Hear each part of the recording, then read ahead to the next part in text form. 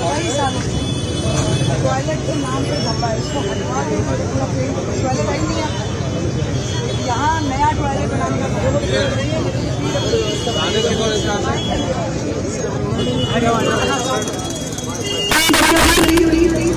Please PWD के अधिकारी बिल्कुल भी साफ नहीं हुआ है।